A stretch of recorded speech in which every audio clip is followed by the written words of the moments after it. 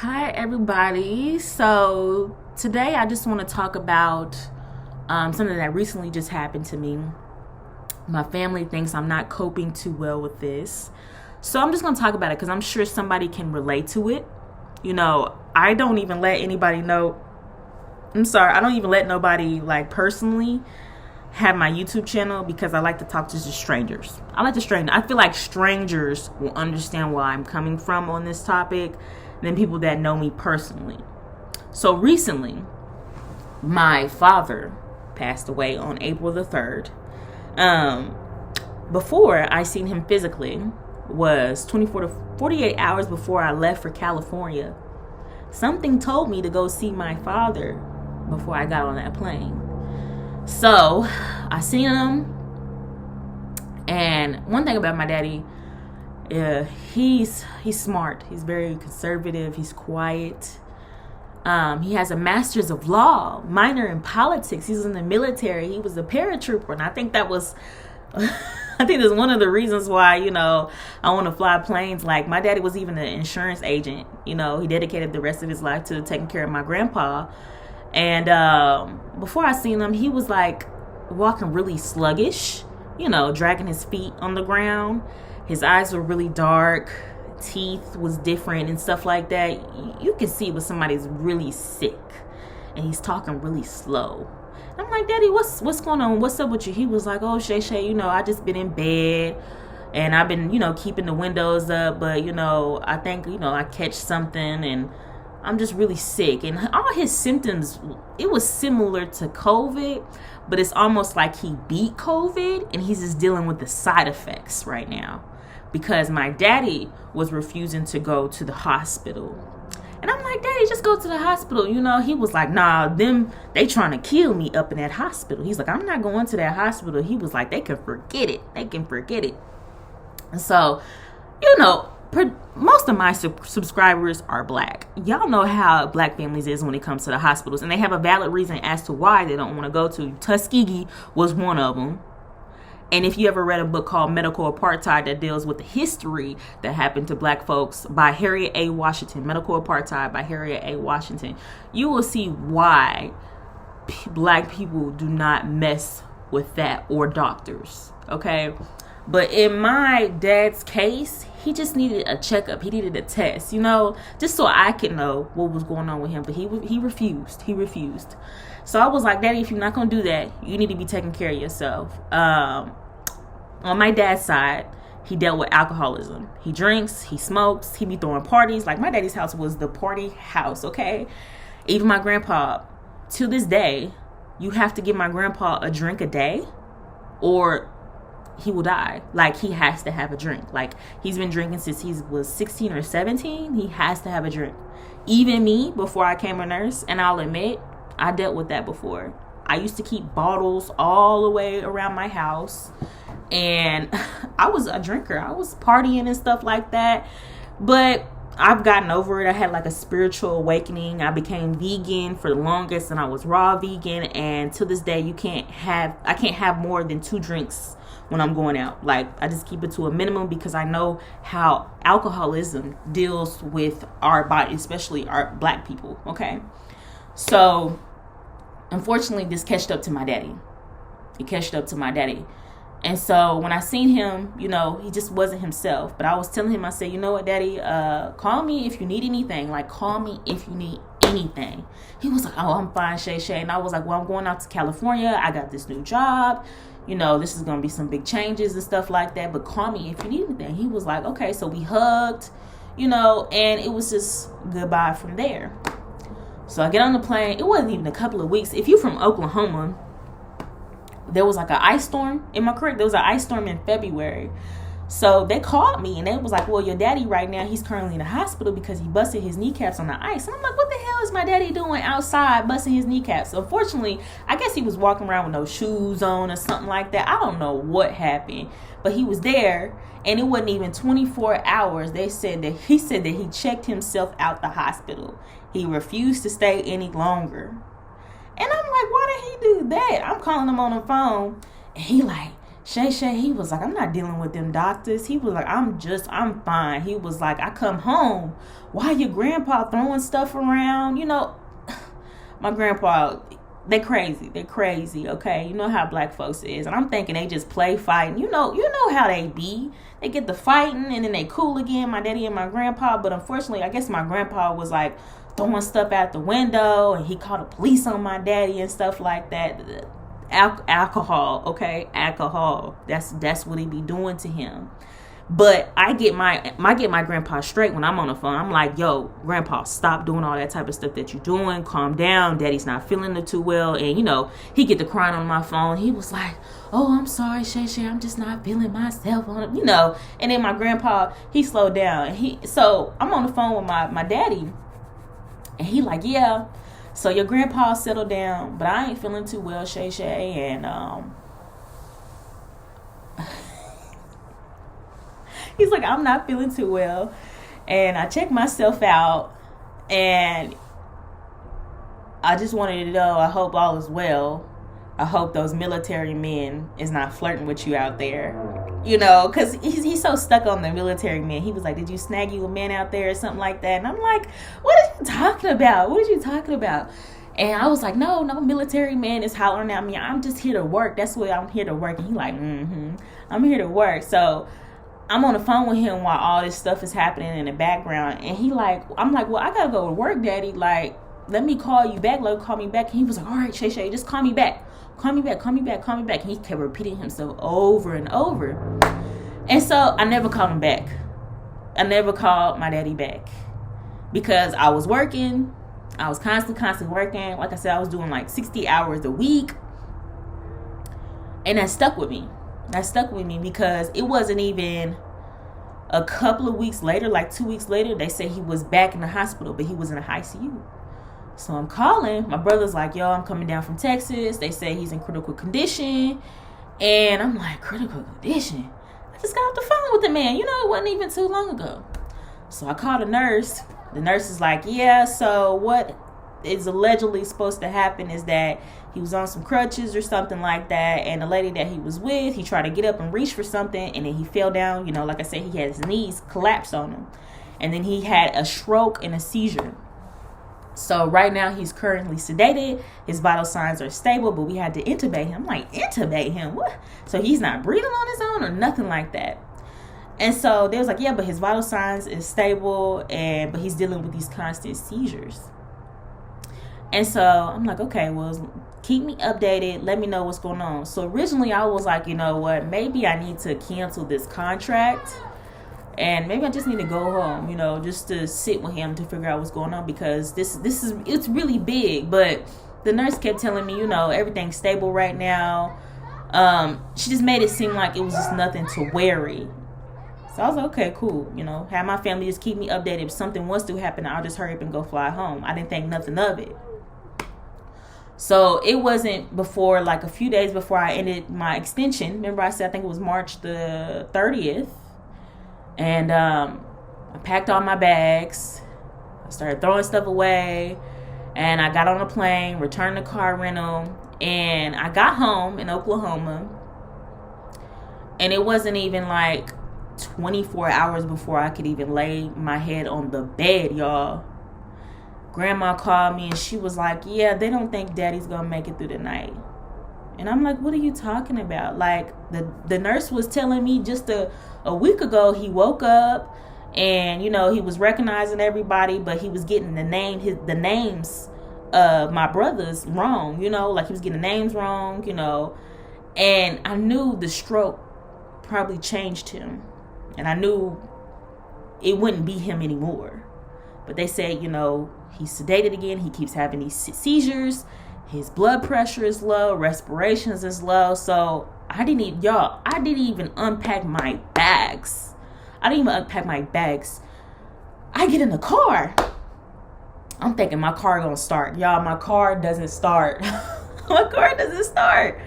And so this is to remind you when you do travel nursing to have somebody start your car while you going that long, because I was going for like two months, you know. So I had some people come jump my car and I had to go take it to the shop. And then the next day I went to go visit my daddy. And he like literally was on that bed at the ICU. And I looked at him and I was like, that's not even my daddy anymore. Like, he literally had all these blue and red spots all over him. And he was on dialysis. I said, my daddy has never been on dialysis. What is going on? Like, what am I missing? What is happening on? They was like, we had to resuscitate your dad over 3 times. And I'm like, 3 times? Like, what? They was like, we can't keep him off. We can't take him off the vent or anything like that because he's not breathing on his own. His kidneys is not producing urine on his own. So we have to put him on dialysis. And that's the result of the spots that he's having on him, you know? So here I am. I'm seeing a tube on him. I'm seeing the dialysis going, catheter, and then I'm seeing all these meds that he's on. And I'm like, I've never seen my dad like this. I've never seen my dad like this. And I was just really shocked because I gotta accept that I think my dad is gonna die. I think he's gonna die. Yeah, so my brother was like, Shay, I can't do this anymore. I took care of grandpa and I just can't, it's been a couple of weeks and I just can't see daddy like this anymore. And I'm like, so he's like, I'm going to pass the baton to you. And I'm like, pass the baton to who? Me? What? What are you saying? He was like, it's just not looking too good for daddy right now. Like they keep saying they have to keep resuscitating him and it's over, And I'm like, nah, it's not over. So I get there. Like, just, he don't look like himself. All them tubes and stuff like that. So I'm talking to the nurse and talking to the doctor. My grandma cannot make a decision on how she feels about this. She doesn't know what to do. My whole family does not know what to do because this is really a shock. I couldn't even find my dad's POA information. I couldn't find the insurance information. Like, I just did not know how to go about this. Like, this was some typical Black people stuff. And this is a friendly reminder. If you got kids, get them all that information, please. So you can know how you want to pass, okay? A DNR or whatever, or you want to be resuscitated. Like, I could not find no information for my daddy on how this is supposed to go. So I just took it in my hands because my grandma, she just could not stop crying on the phone, So I called the doctor. The doctor just gave me the 411 and she said, this is how it's going to go. She was like, the next time he has a heart failure, I want you to make a decision. I said, decision? She was like, I can go crack his chest. I said, crack his chest? She was like, but it can hurt him. It can hurt him bad. And she said, this is another thing. I don't know how much brain activity that your father has. She was like, it's multiple seizures back to back. He's not waking up. He can't breathe on his own. He can't produce any urine. And his O2, his respiration, his blood pressure is really down. So remember how I said I used to take care of the patients? It's the same. It's the same thing when somebody is really about to go. Same thing. Respiration gets shallow. O2 gets really low. Chest gets a little hard. Like I said, chest gets really hard. And another thing was my dad was really swollen. And that was from the dialysis. His hands were swollen, his face, his chest, really swollen. So the doctor was like, I can crack his chest, but that can hurt him. It can hurt him really bad.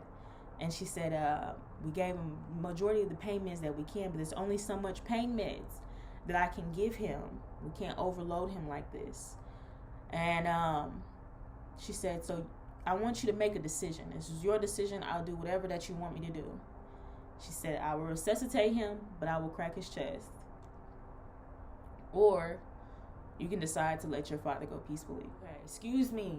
I'm trying to get through this video as much as I can. So, she said, she can resuscitate him, crack his chest, or let him go peacefully. And so I didn't want my daddy to hurt. Like I said, he wasn't like himself. Even when they said he was awake, he just wasn't like himself. I didn't want him to live like that, even if he had like a slight chance, but his percentage was very, very low. Like I said, I know what it's like when a patient is about to die. I know when it's done. Like it's done. And so I made the decision just to let him go peacefully. I let him go peacefully.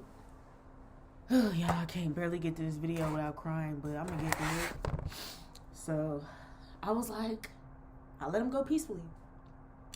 And she was like, just prepare yourself, because I really think it's gonna be by tonight. So all the family came through, and I refused to not have my family there in that hospital. They let 2 in time, but I was like, I want all the family here so they can see him. And everybody was, crying and stuff like that. And I was just like shocked. I was shocked, like, this wasn't supposed to happen to me, But it did. So called the family. All the family was there. I decided not to stay at the hospital. So my sister, she thought it was a good idea that I have a companion dog, right? So she gave me her dog because she thought that I wasn't coping well. Like I said, the crying was really to a minimum. I was really shocked. And the only thing I was thinking in my head is, how am I going to prepare for a funeral? I've never done a funeral before. I was supposed to go home and rest because I'm going to my next assignment. Like, I wasn't supposed to be like doing this, But, the world is mysterious. Everybody has their own life path, So she didn't think I was coping well. All my family was calling me and stuff like that, and I couldn't speak on the phone right now. I just wanted to get his affairs in order so he could be at rest. So she gave me her dog. Like I said, that dog, dogs can sense when something is wrong with you. You know what I'm saying? Like, here I am, I'm feeding this dog, I'm walking this dog, and I know my daddy at any moment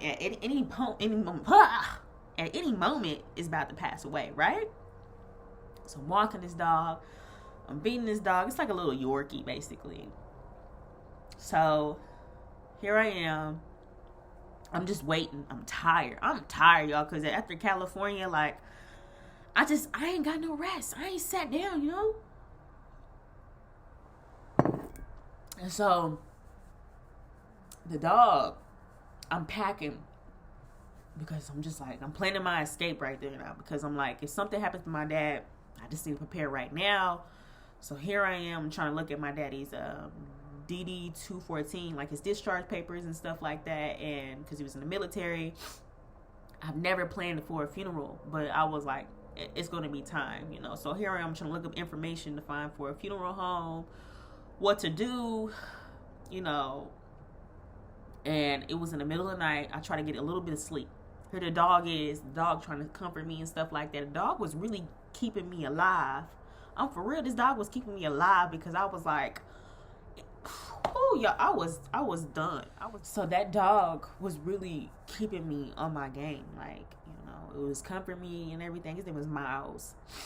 And, he was really there, because I just didn't want to talk to anybody. I didn't want to talk to anybody. I didn't want to talk to any family. My sister was there. My other uncle there was for me. But everybody was just blowing up my phone, trying to see how it was and stuff like that. But all I could think about is, like, I got to plan for a funeral. I got to make this, his home going, really good. I got to plan for a funeral. I ain't never did that. I'm 25. I ain't never planned for no funeral. I didn't even think this was going to happen to me, but it did. So it was like 4 something in the morning. And grandma called me. She was like, your daddy passed away. crying on the phone. So I opened my laptop at 4 o'clock in the morning, and I just kept looking for more funeral homes. I was going to do a viewing for him and then get him cremated. Like I said, I was the only person doing this. And so found somebody. I called him in the middle of the night, gave him the information, and luckily it was like a veteran type of funeral home service. And he was like, listen, your dad was in the military. I'm gonna help you out. And so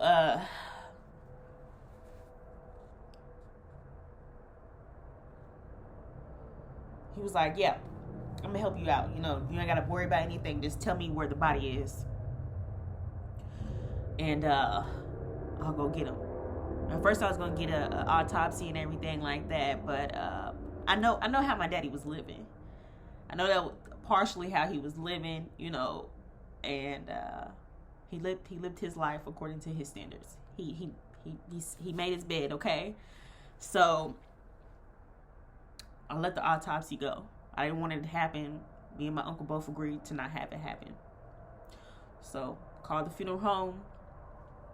Funeral home grabbed the body.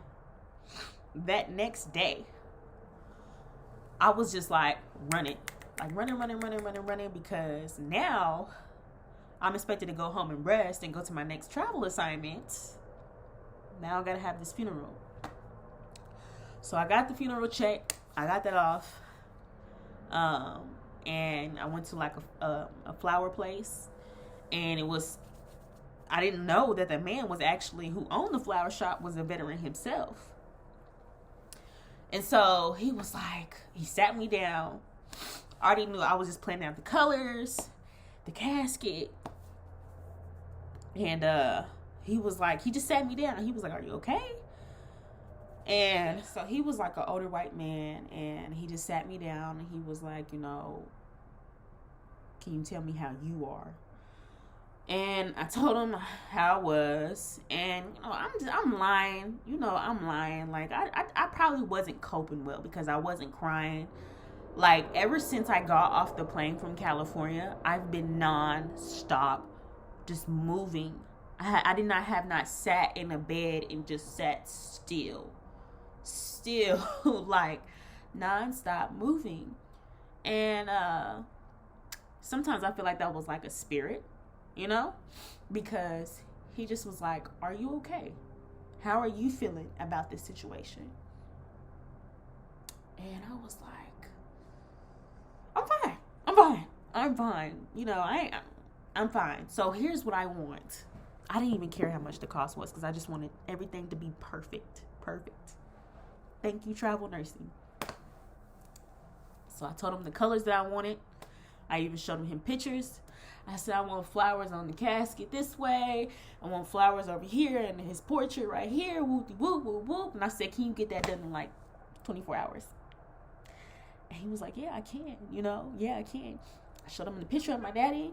He was like, well, I really am praying for you. And at that point, I think, everything comes in signs. And he was like one of my signs, And he was like, I hope everything's okay. I hope you're processing this well. He was like, but whatever that you want, I'll give it to you. He said, I'll even give you a discount. He was like, your dad was a vet. I'll give you a discount. I'll have it. I'll send the flowers in the morning. And so I was like, that man was definitely an angel, like an angel. And he did that. Like the flowers were beautiful, like beautiful. And till that day, I still think that man. I picked out my daddy's his dress, like his his attire. I picked out his rings. He was also a Freemason, so I had his Freemason jewelry. I had his troop stuff on his tux and stuff like that. Like I had it on there. His suit. And they fixed up my daddy, and like that very next day we had a funeral. I paid everything. I paid for the flowers. And the whole time I was like, I gotta make this perfect. Perfect. You know, like it's some show. You know how black people is when it come to funerals? You know what I'm saying? Although he was getting cremated after it, but you know how it is. You gotta make sure it's extravagant. You gotta make sure that he put his name up there, you know? Like my dad was, I admired him. So I said, I don't care how much the cost is. I want it. Let's do it. So the next day we had the viewing. I was shopping for a dress and stuff like that. I was getting everything together. The obituaries, I did like all the pictures, like I did every single thing. Like, remind you, I have not rested. And so I did that. I brought all the family together, and I was even a preacher. Y'all, like, I was a preacher. And everybody said the most kindest words about my dad. There's some stuff I didn't even know about my daddy, you know. And I said my eulogy, my goodbyes. And then after that, it wasn't even 24 hours. I got on the plane. I left like I couldn't be in Oklahoma. Like, my whole family thinks I'm not coping with this well, but I am. You know, I literally didn't process this death till I got on the plane. And I did something like I'd never done before. I'm an economy girl, okay? But I decided to get first class. It was cheap. And there was nobody in the front. And the rest of the flight attendants, they were in the back, and they already tended to me and stuff like that. And I was like, you know, I'm just going to treat myself. So I cried that whole entire flight. I cried that entire, but I cried. I couldn't stop crying that entire flight. And I went to like 2 different states. And I shipped my car. You know, that's what I did. And I've had the rest of my luggage in my car. And I just took a backpack. And I was just determined to not stay. Like, it wasn't even 24 hours. I said, I can't stay in Oklahoma. I had my friend in. She covered my shifts because I was originally supposed to start on April the 5th. So we switched. And I was starting on the 8th. So I'm thankful for her because she helped me out. I told her my situation. And she was like, yeah, I'll do it. My condolences. Woo-de-woo. So I got on that plane, y'all. I got on that plane and I bounced. Like, I took one day just to sit down and process it. And all I could do was just clean. And y'all know what y'all say about people when they grieving and stuff like that. They get the cleaning, they can't stop moving, or they just start eating and stuff like that. But me, I just couldn't stop cleaning. I started organizing shit everywhere. And I'm not even a cleaner. I don't clean. But I just started organizing stuff everywhere, dusting everything. You know, I couldn't sit the hell down. So me and my sister were close. And I told her, I said, you know, that's her name. Am I coping well with this? You think I'm coping well with this? Like, she was the one that was calling me almost every other hour, trying to check up on me and stuff like that, because she literally was like, you're not coping well with this. And I was like, I think I am. And she was like, you're not. She was like, you know, DeShayla, you just up and left Oklahoma to go to another assignment after you haven't been home for 2 months. And I'm like, what's wrong with that? I'm on the phone like, what's wrong with that? You know, like, I have some goals that I need to reach at the end of the year. And I think my daddy would actually laugh at me if I just sat in the bed all day and just cried about him, you know. It's okay to grieve, but to stay in the bed all day and just constantly be crying and not leaving my house, like, I don't think it's logical. Like I said, I have a lot of goals to reach and stuff like that, and I just can't be at home. Like, what am I going to do, stay home and go back to agency? No. I had a nice little gig up here in another state, in which I'll talk about in another video. But I was like, I don't think my dad would want that. Like, me, that was my road dog, you know, like, we was like this since I was yay high. And to see that happen to him, and it was unfortunate, I accepted it. I feel like I've grieved. Maybe one day, like there was somebody on my channel that said, listen, girl, I know. There was somebody on my channel that said that I think you need to go seek counseling or see a therapist. And I was like, I didn't take it to heart, because it's not the first time that somebody has told me that, whether it be from nursing school or to how I cope with things. But maybe so, girl. Maybe so. Like, everybody needs counseling or see a therapist or one or the other. Like, even when I graduated from nursing school, it was like the last week, and they all asked us, they was like, what are you gonna do after you finish nursing and you pass your NCLEX? I said, everybody was like, I'm gonna take my kids here, I'm gonna get me a job here, whoop-de-whoop-whoop. And when they came to me, they was like, what are you gonna do, Deshayla? I said, I'm gonna see a therapist. And I kept a straight face. Like, everybody laughed at me in the classroom. I'm like this. I'm serious. I'm gonna see a therapist. Y'all. I'm traumatized here. And I think nursing has desensitized me a little bit when it comes to death. That's why I don't think I was coping too well. And I ran away, essentially. How they say it, how my family says that I ran away. But I can't sit down right now. Just can't sit down because I got some goals to reach. But like, I know as a nurse, and anybody that just stumbles on my video, you never seen me before, I'm a nurse. My dad was a big part of my success.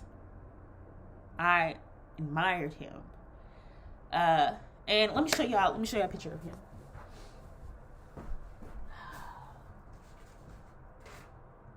Oh, I keep it up here. But this is him. This is my sweet daddy. Let me show you.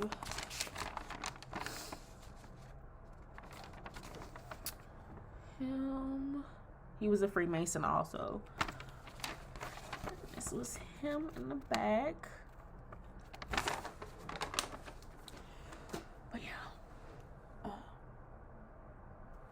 But I just wanted to put that video out there because I'm sure somebody's going to eventually, I'm sure somebody's going to like relate to this video. Like, I was going to make this video eventually, but as you can see, I can't stop crying, so I'm dealing with it in some form or fashion, but like, my life just doesn't stop because of it. It just doesn't stop. Like, it's not in me. It's not in me to do that. So I'm doing okay. I feel like I'm doing better than I was last month. Like, in Cali to here, I've rested. I have a new job where I have days off, and I'm okay. I'm in a better place now. So I really do appreciate the people that have watched this, who can relate to this. But I had to talk about it because, that's the number one step, right? Is just to talk about it. But I do appreciate y'all for listening. Y'all have a nice day.